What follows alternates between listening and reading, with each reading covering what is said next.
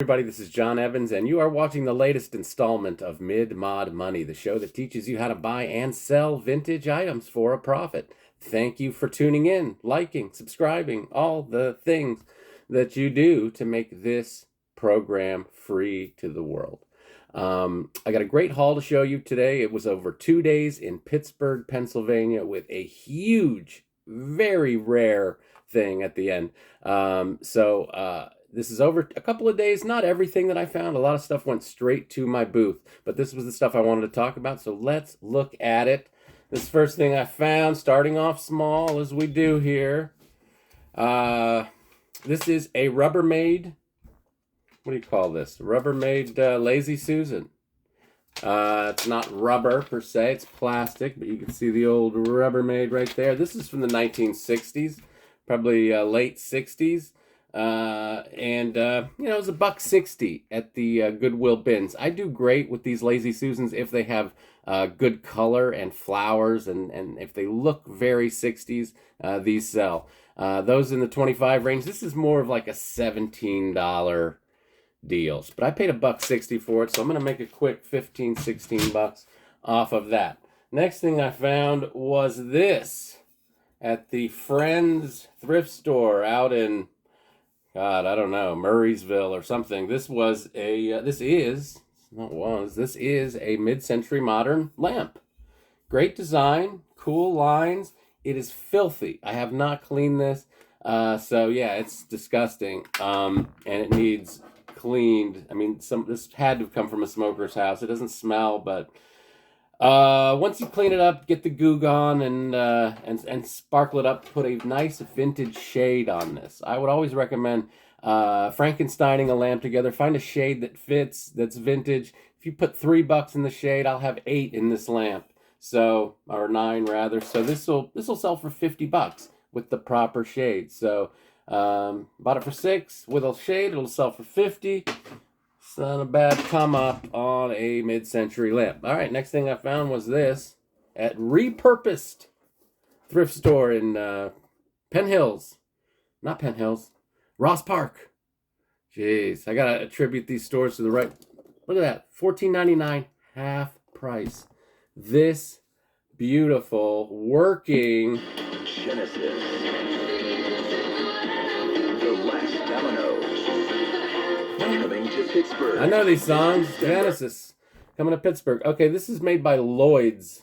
And they were a company in the 60s and 70s. Made a lot of audio equipment. The reason I like this one, it's a nice compact table radio. And the thing that's going to sell it is that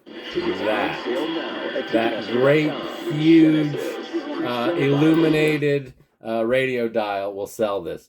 I paid $7.50 for this. This will go for between $40 and $45, believe it or not. This mid-century 70s radio. Nothing special about it, but even the not special ones, as long as the dials are all there, you want to make sure it has all the dials, this part's not cracked, that this has no burn marks or anything. So if this is in good shape, you're going to get $40 for something like that. So I'm looking at 42. Somewhere in there on that sweet radio. All right, this next thing I found at Goodwill out in, I don't know, Irwin-ish area. This awesome 1970s mirror clock. And if you'll note, it's got the nice little dried flowers in there. So, hard to say on this. I don't know if this is someone's project. This is a project. I think you could have bought something like this brand new in the 1970s. As you can see, it's got a mirror. It takes a AA battery. This was $5.99. $5.99, and this screams 1970s because of the mirror, because of the dried flowers. Font is just okay, but this will sell very easily in the high 40s, 45 to $50, maybe 45, right around there. That's what I'll ask for it, and it will sell because people want this functional vintage stuff for their homes. They want their house to, they want the furniture, they want the all the little accent pieces. So yeah, you can do real well with that kind of stuff. So we're down to our last thing, and I'm telling you, this was one of the greatest thrift store finds I have ever found. I'm going to say that. Financially, it's great, but not the most expensive thing I've ever found. But I just couldn't believe I found it when I walked into Goodwill in Penn Hills. Shout out to them. I walked up to the bric-a-brac section, as I always do. I hit that first. I kind of look at the furniture real quick, but then I go right to the bric-a-brac. And I saw this sitting on a shelf. This 1960s metal owl sculpture, and sitting next to it as a companion piece, this unbelievable silver knight. Different material. This one's metal. This is some kind of soft plastic.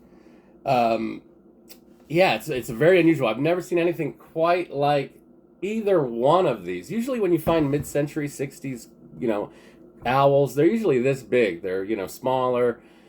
To find something this majestic in a Goodwill store is... So it's a one. No, I wouldn't say 1 in a million, but it's pretty rare. And I was thrilled because, as you can see, the owl was $7.99. The knight and horse $5.99. $5.99, $7.99 for these 60s huge statues. They are not signed, so I don't know who made them. I've Google Lensed it to no avail. But I can tell you from seeing similar stuff, and I really haven't seen anything that similar to these, but a big, large statement art piece from the 60s with original base and no repairs. This owl's probably $150. $150. I swear to you. That's about what I'm going to ask for it. I might say 140 because it sounds better. And this knight is probably at about $125. So for the pair, I'm looking at $270 for the pair of those, and I paid $14 for them. So let's take a look at what I found total in this haul. I spent $34. $34. This is my total out the door, and when I sell everything, conservatively even, I'm gonna make $430. $430 off of 34 in 2 days thrift shopping. Yes, you can do it. Anyone can do it. Continue to watch my program. I will share these tips on how to buy and sell vintage. I appreciate you guys for supporting this YouTube channel, and remember, always round up.